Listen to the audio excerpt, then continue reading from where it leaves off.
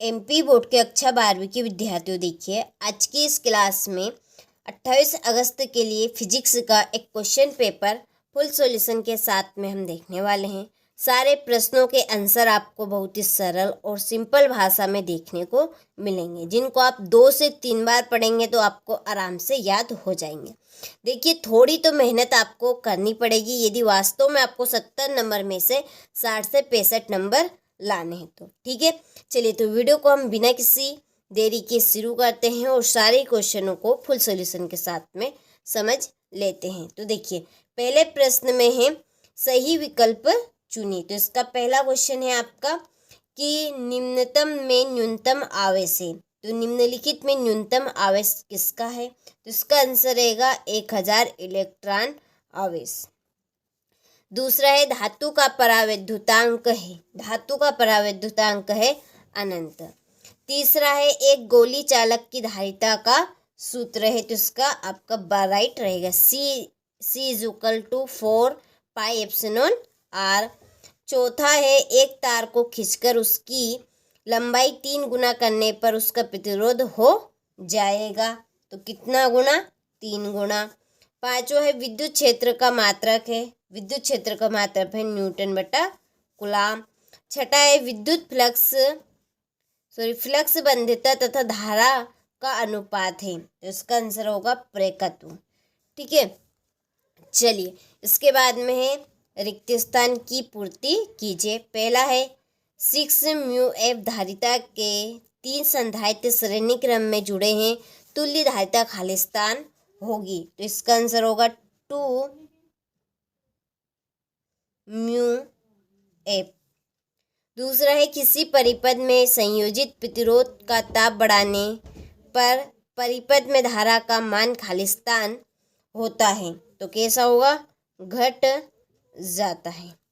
ठीक है, चलिए तो स्क्रीनशॉट आप ले लीजिए और सारे क्वेश्चनों को अच्छे से कंप्लीट करें। भरोसा रखिए सारे क्वेश्चन आपके 100% आएंगे परीक्षा में। ठीक है, तो आपको फुल सॉल्यूशन के साथ में यहाँ पर सेट ए मैं आपको बताने वाली हूँ और देखिए बहुत जल्दी आपका सेट बी भी आएगा। केवल मात्र इन दोनों ही सेट में आपका काम हो जाएगा। और अलग से यदि आप और भी क्वेश्चन लेना चाहते हैं तो उसके लिए हमारी एप्लीकेशन के साथ आपको जुड़ना होगा। उसके लिए आपको हमने डिस्क्रिप्शन में नंबर दी है, आप उन नंबर पर कॉल करें, आपको पूरी जानकारी मिल जाएगी। चलिए तो तीसरा है विद्युत चुम्बकीय क्षेत्र में गतिमान आवेश पर लगने वाले बल को खाली स्थान कहते हैं। तो इसका आंसर होगा आपका लॉरेंज बल। लॉरेंज बल। चौथा है विद्युत धारिता का एसआई मात्रक खाली स्थान है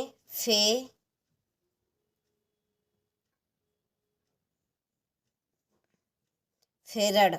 ठीक है, और आदर्श एमीटर का प्रतिरोध खाली स्थान होना चाहिए 0। छठा है प्रति चुंबकीय पदार्थ की चुंबकीय प्रवृत्ति खाली स्थान होती है कैसी? ऋणात्मक। चलिए तो यहाँ से आप इन बाकी के रिक्त स्थान का स्क्रीनशॉट लें और कंप्लीट करें।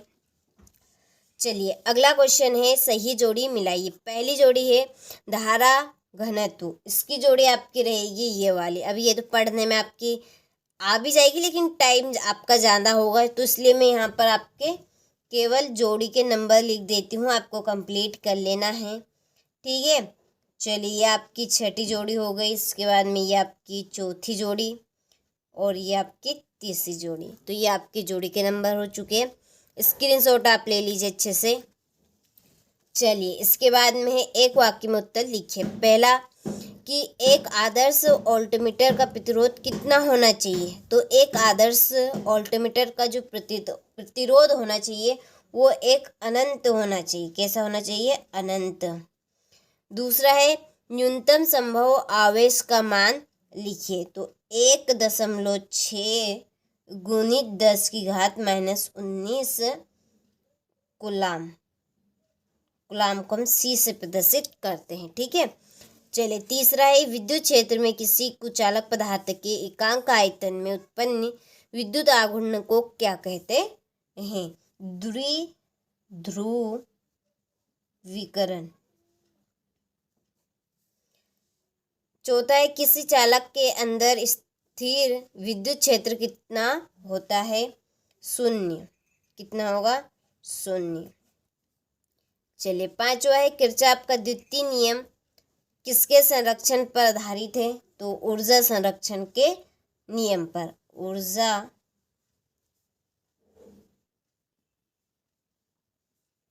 के नियम पर। चलिए तो ये आपके इस तरह से एक वाक्य में उत्तर भी कंप्लीट हुए। इसके बाद में सत्यासत्य लिखिए। पहला कि विद्युत आवेश अदिश राशि है, तो ये आपका सत्य है। दूसरा है विद्युत धारा घनत्व अदिश राशि है, असत्य। तीसरा है एक समान विद्युत क्षेत्र में विद्युत द्विध्रुव पर नेट बल शून्य होता है, यह आपका सत्य है। चौथा है किसी चालक के इलेक्ट्रॉन की अपवाह चाल इसकी तापीय चाल से अधिक होती है, यह आपका असत्य है। पांचवा है परिवर्तनशील चुंबकीय क्षेत्र विद्युत क्षेत्र उत्पन्न करता है, तो ये आपका सत्य रहेगा। ठीक है, तो देखिए ये आपके वस्तुनिष्ठ जो प्रश्न है यानी कि एक एक नंबर में पूछे जाने वाले प्रश्न वो सारे के सारे आपको यहाँ पे कंप्लीट हो चुके हैं फुल सॉल्यूशन के साथ में। अब आपके जो 2 नंबर यानी कि हम बोले कि लघुत्तरी जो प्रश्न हैं वो आपके यहाँ से शुरू होंगे। विद्युत विभव को परिभाषित कीजिए, विद्युत धारा को परिभाषित कीजिए। इसके बाद में 80 म्यूसिक ऋणावेश उत्पन्न करने के लिए कितने इलेक्ट्रॉन चाहिए। चलिए तो अब इनके हम आंसर देख लेते हैं। तो देखिए ये आपका छठा क्वेश्चन भी लिखा है और साथ में नीचे इसका आंसर भी लिखा है। तो विद्युत विभव हम किसे कहेंगे?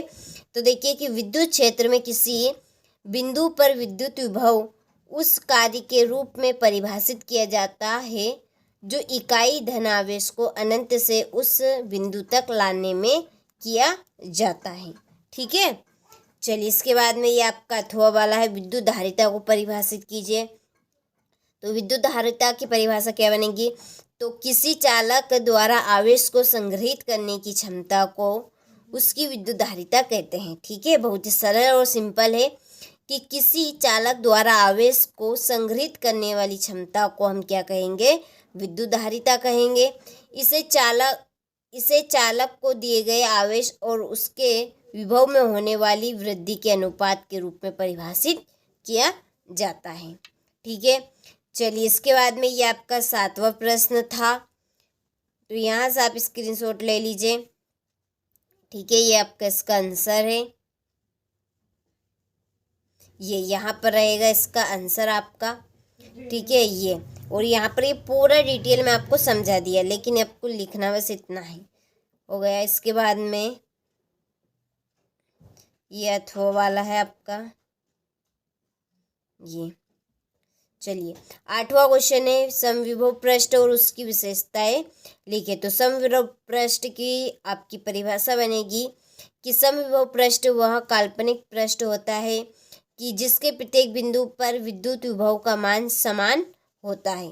ठीक है, और समविभव पृष्ठ की विशेषताएं नंबर 1 पृष्ठ के प्रत्येक बिंदु पर विभव का मान एक समान होता है। नंबर 2 कि एकांक धन आवेश को इस पृष्ठ के एक बिंदु से दूसरे बिंदु तक ले जाने में कोई कार्य नहीं करना पड़ता। तीसरा विद्युत बल रेखाएं समविभव पृष्ठ के अभिलंबवत होती है। और नंबर 4 दो समविभव पृष्ठ एक दूसरे को कभी नहीं काटते। तो आपको केवल 2 पॉइंट इसमें से लिखने हैं। ठीक है, 2 पॉइंट इसमें से आप याद कर लीजिएगा।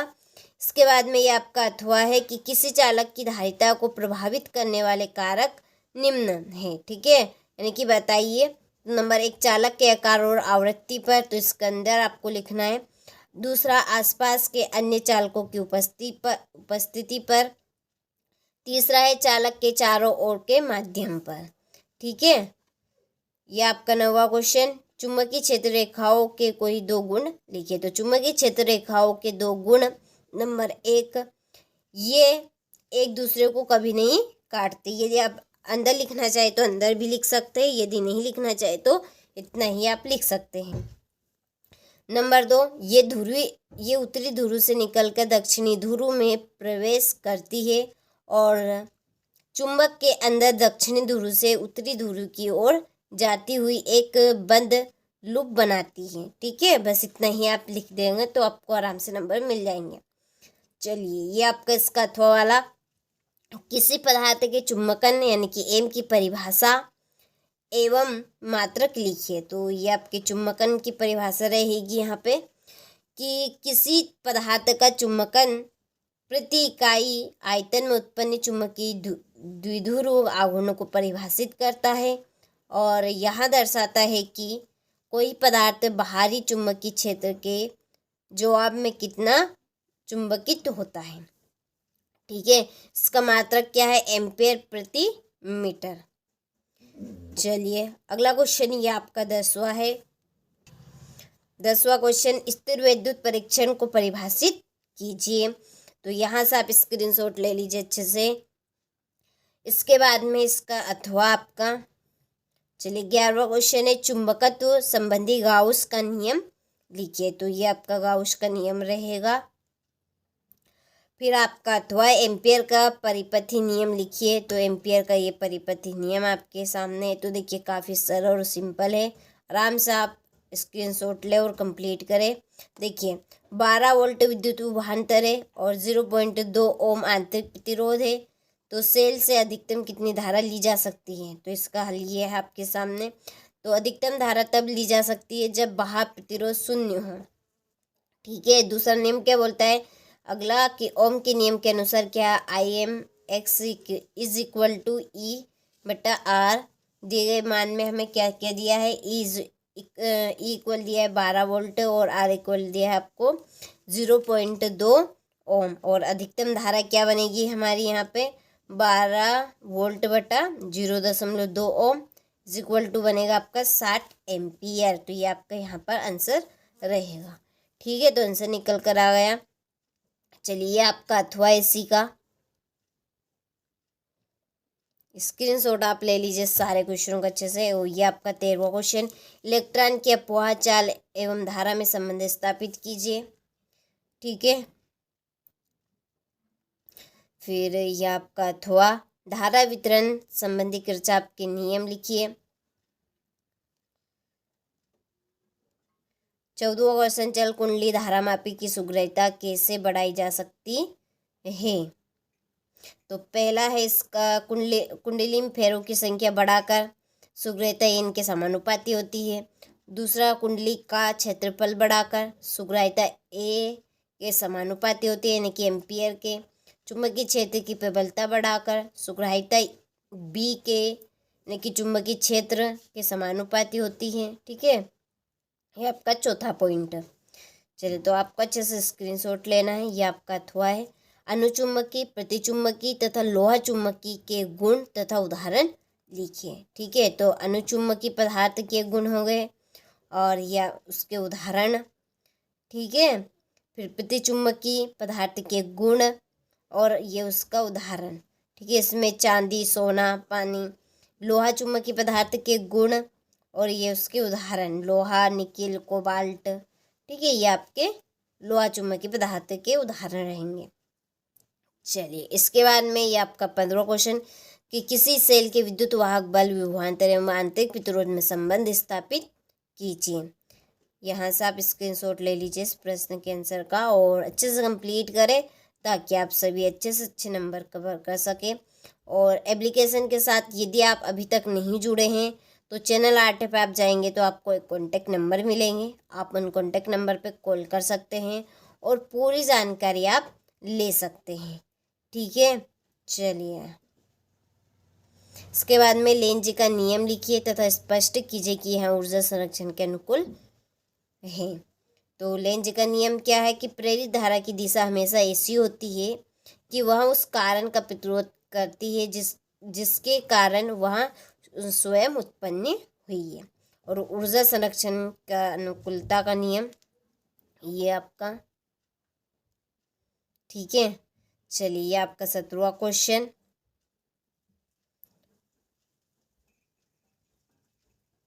इसके बाद में ये आपका अथवा ये 18वां क्वेश्चन। ये 18वें का अथवा।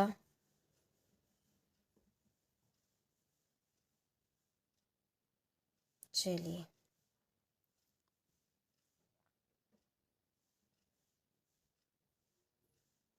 ये आपका 19वां क्वेश्चन, वायु सेवट का नियम एवं एम्पियर की परिभाषा। वायु सेवट का नियम हो गया, ये सूत्र, ये अथवा।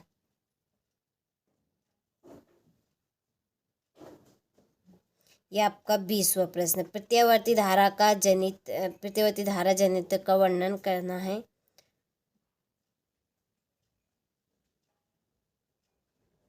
ये अथवा। ठीक है, चलिए, तो ये आपके टोटल क्वेश्चन यहाँ पे हो चुके हैं A to Z। तो आपने सारे क्वेश्चनों का अच्छे से स्क्रीनशॉट ले लिया होगा।